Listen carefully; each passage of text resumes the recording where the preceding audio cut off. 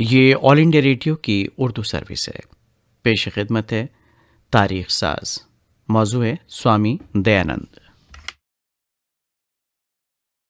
تمام مذاہب جس بنیادی صداقت کی راہ دکھاتے ہیں اس کو شناخت کرنے کے لیے مذہب کو رسومات کا ذخیرہ سمجھنے کی بجائے ایک نظام فکر کی حیثیت سے قبول کرنا ضروری ہوتا ہے۔ اب سے تقریباً 1 صدی پہلے پیدا ہونے والی ایک ہندوستانی شخصیت نے اسی نظام فکر کی کھوج کا درس دیا تھا۔ یہ شخصیت تھی سوامی دیانند سرسوتی کی، جنہیں آریہ سماج کے بانی کی حیثیت سے غیر معمولی مقبولیت حاصل ہے۔ سوامی دیانند سرسوتی ایک اعتبار سے اپنے عہد کے سب سے بڑے باغی تھے۔ انہوں نے اپنی زندگی کے تمام ادوار میں اسی انفرادیت کا ثبوت دیا۔ سوامی دیانند سن 1824 میں گجرات کے ایک زمیندار گھرانے میں پیدا ہوئے۔ ان کے والد نے چاہا کہ انہیں مذہبی تعلیم کے لیے کاشی بھیجا جائے، لیکن وہ اس کے لیے تیار نہ ہوئے اور اپنے گھر پر ہی تعلیم حاصل کی۔ مذہبی رسومات اور خدائے برتر کی حقیقت کو جاننے کا پہلا عرفان انہیں 14 برس کی عمر میں حاصل ہوا۔ شیوراتری کے دن انہوں نے برت رکھا اور رات کو شیو جی کے مندر میں عبادت کے لیے پہنچے۔ وہاں انہوں نے دیکھا کہ ایک چوہا مندر میں رکھی ہوئی اشیاء کو کھا رہا ہے۔ چنانچہ انہوں نے سوچنا شروع کیا کہ کیا بھگوان کی شناخت صرف مورتی کے ذریعے ممکن ہے؟ اس واقعے کے بعد انہوں نے خدائے برتر کی حقیقت کو جاننے کے لیے سوچنے کا عمل شروع کیا۔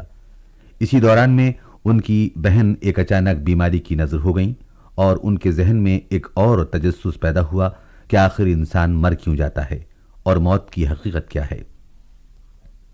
زندگی کے ان بنیادی سوالات کے باعث سوامی دیانند سرسوتی نے اپنا گھر بار چھوڑا اور کسی ایسے بزرگ کی جستجو میں نکل کھڑے ہوئے جو صداقت کی کھوج کے صحیح راستے کے لیے ان کی رہنمائی کر سکے۔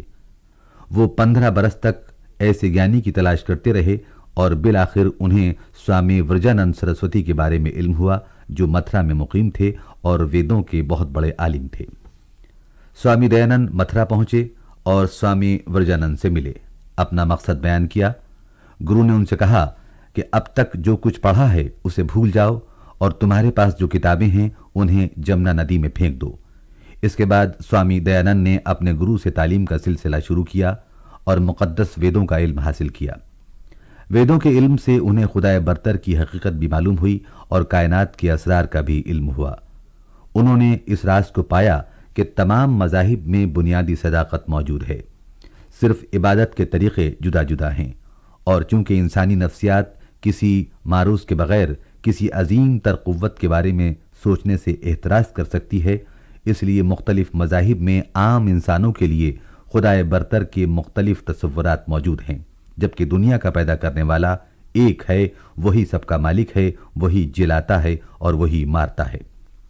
مذہبی صحیفوں کو پڑھتے ہوئے انسان کو یاد رکھنا چاہیے کہ ان صحیفوں کے ذریعے تمام بنی نوع انسان کی فلاح و بہبود کو مقصد بنایا گیا ہے۔ ان صحیفوں کی بنیاد پر لوگوں میں اختلافات نہیں ہونے چاہیے، بلکہ ایک دوسرے کو سمجھنے کی کوشش ہونی چاہیے۔ سوامی دیانند سرسوتی نے اسی پیغام کو عوام تک پہنچانے کا بیڑا اٹھایا۔ ان کے ہم مذہب ان کے خلاف رہے اور ان کو ختم کرنے کی کوششیں کیں، لیکن سوامی دیانند سرسوتی ایک ایسی عظیم پیغام کو عام کرنا چاہتے تھے جس کی صداقت پر لوگوں کو رفتہ رفتہ یقین آیا اور ان کے پیرو ہو گئے۔ سوامی دیانند سرسوتی کی کئی تصانیف ہیں، جن میں ستیارتھ پرکاش خاص طور پر مشہور ہے۔ 30 اکتوبر سن 1883 کو ان کا انتقال اجمیر شریف میں ہوا۔ اسے اتفاق کہیے یا ایک جیسے انداز فکر کا وسیلہ کہ سوامی دیانند سرسوتی نے خواجہ معین الدین چشتی کے آستانے کی سرزمین پر خدائے برتر کو لبیک کہا۔ ہندوستان کے ان دونوں بزرگوں نے انسانوں کو ایک خدا کی پرستش اور انسانی رواداری کا جو درس دیا وہ ایک جیسا بھی تھا اور ایک جیسے اثرات کا حامل بھی۔ سوامی دیانند سرسوتی نے ہماری مذہبی فکر کو ایک نئے انداز نظر سے روشناس کرایا اور ایک نئے عہد کی تاریخ استوار کی۔